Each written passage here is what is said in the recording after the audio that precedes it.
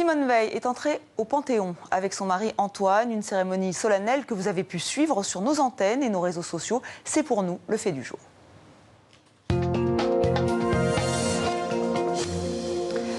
Simone Veil, nouvelle héroïne de la République française. Cette figure du XXe siècle a fait son entrée au Panthéon avec son mari Antoine. Elle qui a survécu au camp de concentration, elle qui s'est battue pour les droits des femmes notamment, va reposer auprès des grands hommes, des grandes femmes. Retour sur les temps forts de cette cérémonie avec Théa Bazdarevich.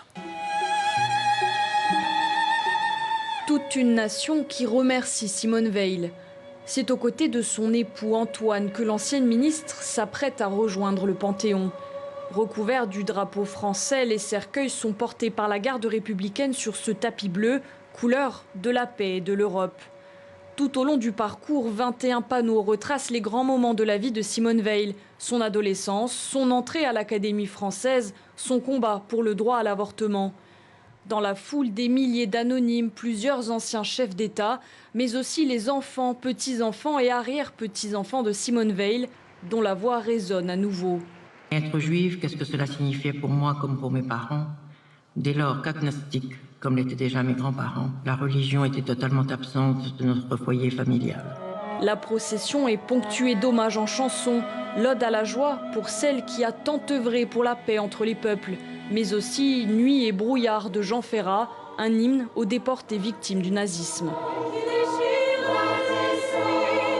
Emmanuel Macron prend ensuite la parole. Nous avons voulu que Simone Veil entre au Panthéon sans attendre que passent les générations, comme nous en avions pris l'habitude, pour que ses combats, sa dignité, son espérance restent une boussole dans les temps troublés que nous traversons.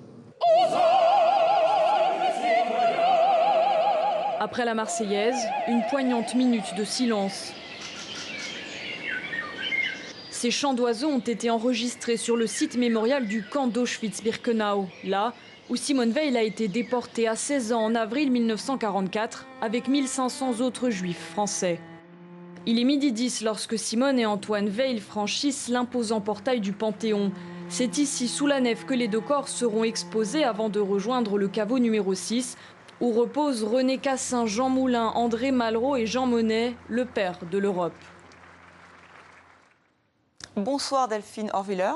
Bonsoir. Vous étiez une proche de Simone Veil, vous la connaissiez, vous êtes aussi rabbin, pardon. Alors que pensez-vous de cette cérémonie nationale? Est-ce qu'elle vous a touché? Est-ce qu'elle vous a ému? Évidemment, mais qu'est-ce que vous en retenez?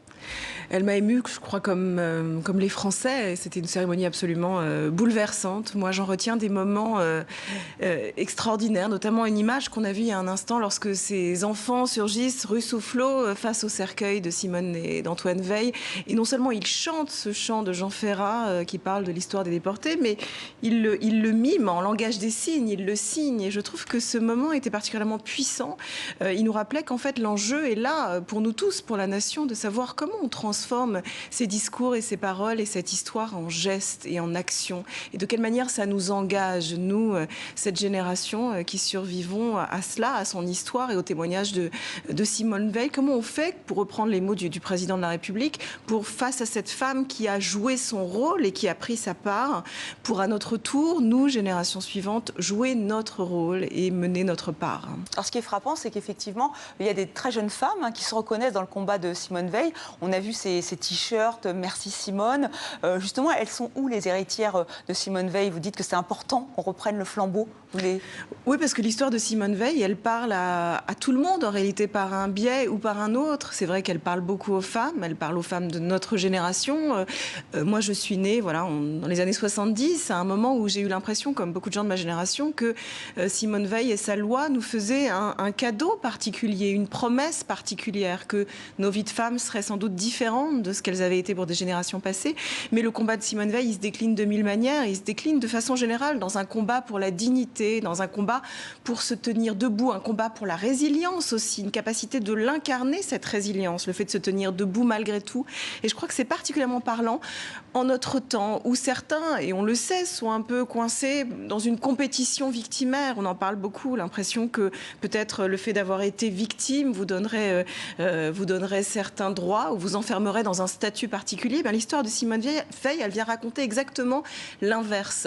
Elle vient nous dire que justement, elle a vécu quelque chose et qu'à partir de cette histoire, elle s'est levée, elle s'est dressée, elle a combattu pour la dignité des autres. C'était important qu'elle entre au Panthéon et qu'elle entre rapidement, c'est-à-dire à peine un peu plus d'1 an après sa mort, parce que ça fixe les mémoires. C'est extrêmement important parce qu'on dit que voilà, c'est le temple de la République. D'une certaine manière, oui, ça fixe les mémoires, ça fixe l'histoire, mais il faut justement faire attention à bien se rappeler que la mémoire, elle n'est pas, elle, panthéonisée. La mémoire, elle reste une mémoire vive. Elle entre au Panthéon, mais il ne faudrait pas s'imaginer que tout à coup, cette histoire, elle est derrière nous, qu'on n'aurait plus besoin d'en parler parce qu'on lui aurait rendu hommage une fois pour toutes. Je crois qu'elle nous invite à nous emparer de cette mémoire et à faire qu'elle reste vive et vivante et qu'on continue à la porter pour les générations à venir. Mais c'était un symbole fort, c'est quand même la seule, enfin c'est la 5e femme qui rentre au Panthéon. Vous, comment voyez ça en tant que femme, en tant que féministe ? Simone Veil, toute sa vie, en réalité, a dit aux femmes, vous aurez la possibilité d'être autre chose. Vous aurez la possibilité de ne pas être simplement ce que peut-être la nature jusqu'à aujourd'hui vous avait imposé. C'est ce qu'elle a dit dans sa vie de femme, dans sa vie d'épouse. Elle n'était pas qu'une épouse, elle n'était pas qu'une victime, elle n'était pas qu'une mère. Elle a su en permanence nous dire que les femmes pouvaient être autre chose.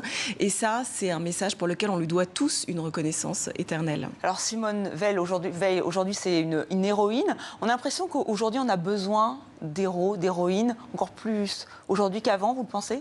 Je crois qu'on a besoin de modèles, on a besoin de gens qui incarnent des valeurs particulières. C'est pour ça que c'était si important que les enfants aient pris la part qu'ils ont pris dans cette cérémonie.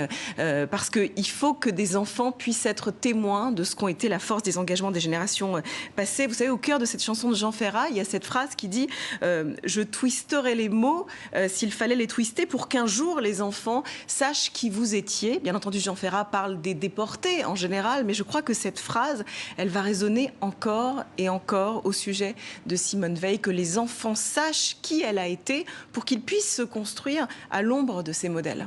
Merci Delphine Horviller d'avoir accepté notre invitation.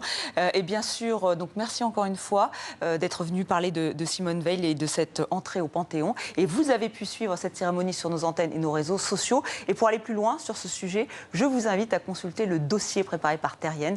Isabelle Mourgère nous a fait vivre en direct cet événement.